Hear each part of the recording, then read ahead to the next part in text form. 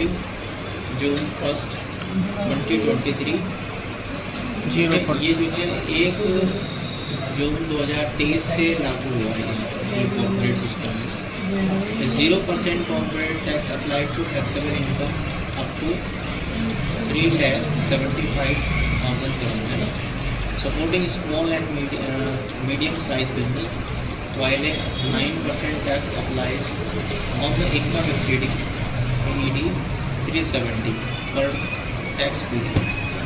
तो यहाँ पर क्या है, यहाँ पर देखो ये है, इसमें 2 क्राइटेरिया इन्होंने दिए हैं।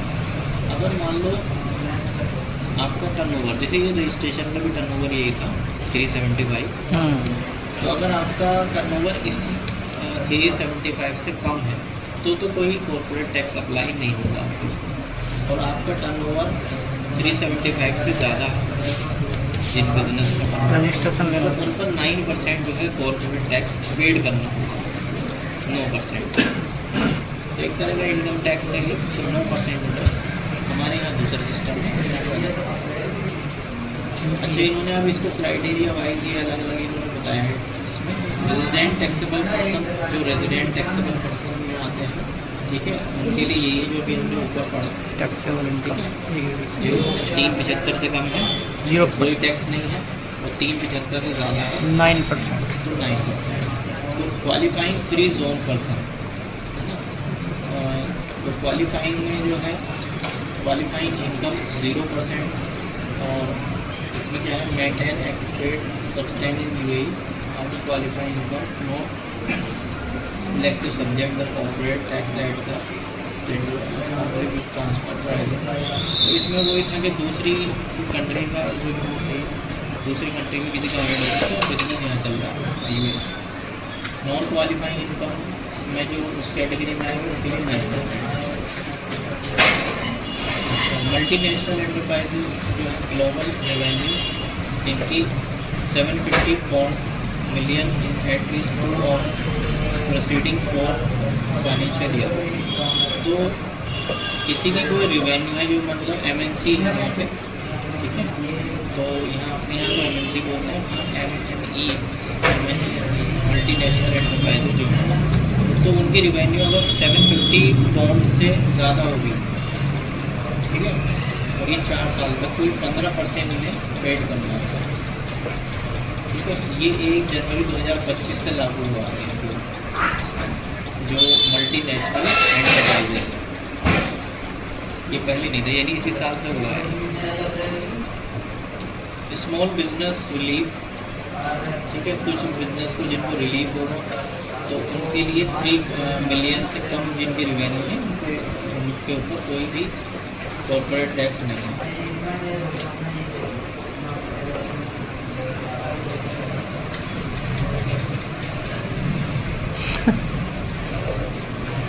लिमिट तो ज़्यादा है ना।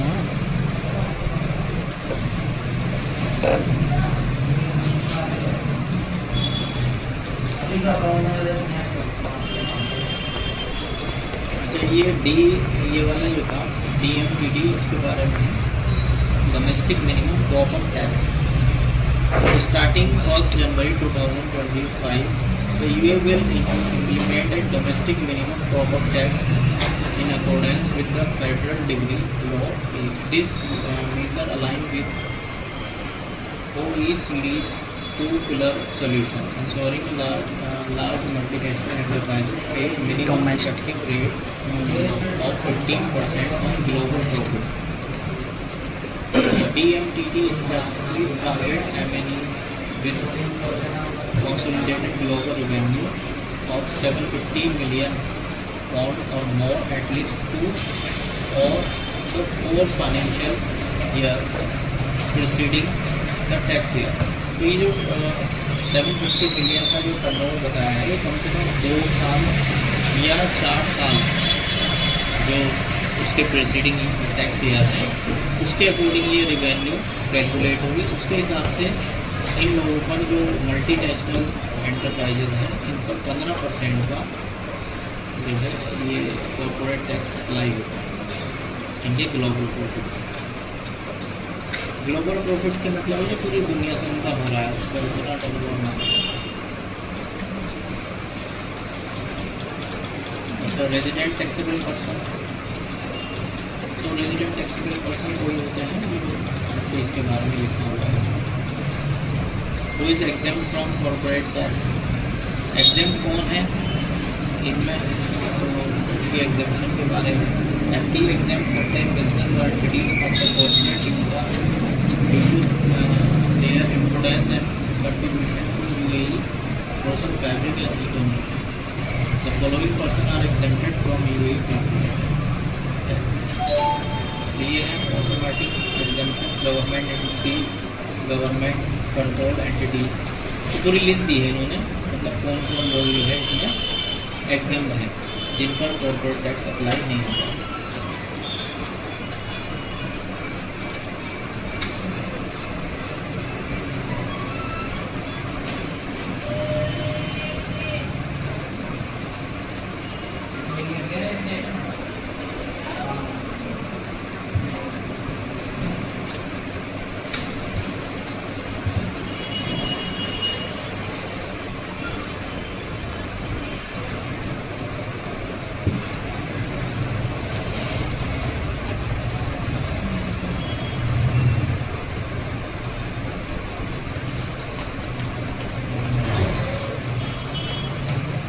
अच्छा, इसमें कुछ कंप्लाइंस के बारे में। कंप्लाइंस में ये है कि जो रजिस्टर्ड होंगे एफटीए में उन लोगों के ऊपर ये अप्लाई हो जाएगा।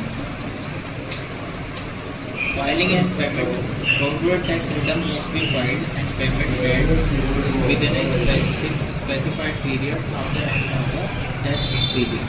टैक्स पीरियड खत्म होने के बाद में आपका उसकी रिटर्न फाइल भी होंगे इसमें और उसका टैक्स पेड होगा। फाइल एंड पे with in 9 months after the end of the relevant tax period. तो जो टैक्स पीरियड रिलेवेंट होगा उसके 9 महीने के अंदर ही आपको डिपॉजिट करना होगा। Physical year ending December 31, 24 file step 25। हाँ, तो ये इन्हें मतलब एग्जांपल दे रहे हैं कि जैसे हमारा दिसंबर में ईयर क्लोज हो जाता है तो उसके बाद 9 महीने के अंदर यानी 30 सितंबर तक आपको जो है इसका टैक्स जमा करना है। Penalty for non compliance, FTA imposes penalty for late registration or delayed filing, inaccurate return and other violations। तो इसमें जो पेनल्टीज़ की प्रोविज़न हुई है 10,000 dirham की पेनल्टी हुई है रजिस्ट्रेशन की। तो ये है जिसमें यार कहीं भी इन्होंने ये रिटर्न का फॉर्म नहीं दिया कि इसमें इसका रिटर्न का फॉर्म क्या है। रिटर्न जो रिटर्न लिखा हुआ है कि रिटर्न फाइल होगी इनकी, बट फॉर्म नहीं दिया होगा, वो चलो देख लेंगे बाद में। How to calculate corporate tax in UAE, तो कैलकुलेट कैसे होगा ये कैलकुलेशन इन्होंने बताई। तो फर्स्ट स्टेप है इसका determine accounting profit, start with your net profit as show in your financial statement prepare according to the IFRS। तो IFRS वगैरह ये क्या होता है, ये तो उसमें होता है 12th में जो कॉमर्स के बच्चे पढ़ते हैं, तो कॉमर्स का थोड़ी है। अच्छा, IFRS का पता है, 12th में मतलब बताते हैं। तो वो रिपोर्टिंग एक सिस्टम के अकॉर्डिंग होती है कि उसके कुछ रूल्स और होते हैं कि इसके अकॉर्डिंग आपकी रिपोर्ट होनी चाहिए इंटरनेशनल। तो इंटरनेशनल फाइनेंशियल रिपोर्टिंग सिस्टम बोलते हैं। तो उसके अकॉर्डिंग आपको अपनी रिपोर्ट प्रिपेयर करनी है, अपना फाइनेंशियल स्टेटमेंट बनाना है। ठीक है, जो नेट प्रॉफिट आएगा सबसे पहले उस रिपोर्ट के अंदर नेट प्रॉफिट आपको निकालना है। Adjust for tax purpose, apply necessary tax adjustment to your accounting profit, adjustment में include adding back non deductible expenses penalty certain entertainment cost. तो इसमें आप नॉन डिडक्टेबल एक्सपेंसेस हैं जैसे पेनल्टी है या कुछ एंटरटेनमेंट कॉस्ट हैं आपकी, deducting exempt income, qualifying dividend, apply any relief, group relief, small business relief. ठीक है, तो ये एडजस्ट करोगे आप इसमें पहले अपने नेट प्रॉफिट में calculate taxable income equal accounting profit plus और माइनस एडजस्टमेंट, है ना। तो टैक्सेबल इनकम निकालने के लिए आपको अकाउंटिंग प्रॉफिट जो आपका नेट प्रॉफिट आ रहा है वो, और बाकी ये जो कुछ उन्होंने ये दिए हैं ये कहीं कोई प्लस हो जाएगा कहीं कोई माइनस हो जाएगा, तो उसके अकॉर्डिंग जो एडजस्टमेंट होगा तो आपको टोटल इनकम मिल जाएगी। अप्लाई टैक्स रेट, तो टैक्स रेट वही है आपका 375 तक कोई टैक्स नहीं है, और जो क्या टर्नओवर ज़्यादा है उनके ऊपर 9% आपका 9% चार्ज आएगा। अब एग्जाम्पल दे रहे हैं, suppose another company has net profit 750,000 ग्राम है ना, और नॉन डिडक्टेबल एक्सपेंसर इसमें ये है, जो नॉन डिडक्टेबल एक्सपेंसेस हैं यानी कि डिडक्ट नहीं होंगे वो प्लस 50,000 दिरहम के जो है आपके ये हैं, तो ठीक है। तो ये टोटल इनकम 750 माइनस 50, तो ये एक्सपेंसेस माइनस होगा 7 लाख आपकी टैक्सेबल इनकम आ गई, ठीक है। तो आपका जो, क्योंकि ये फर्स्ट AED 750 एट 0% है और रिमेनिंग 75 9%, ठीक है। तो ये आ गया आपका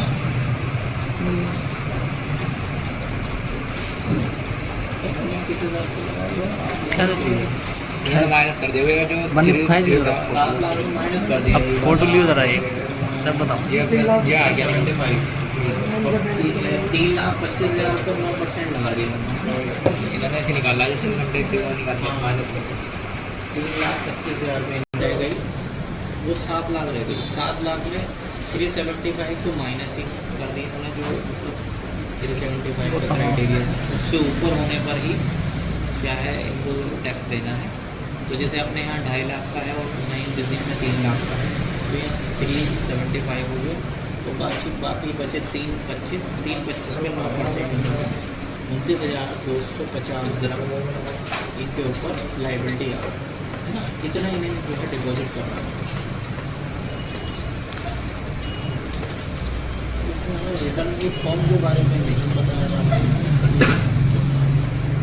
टैक्स सेक्टर में प्रोवाइड एनुअली, ये तो सब कुछ लिखा हुआ है इन्होंने, लेकिन ये नहीं लिखा हुआ है कि इसका कौन सी रिटर्न है, तो ये हम चेक कर लेंगे,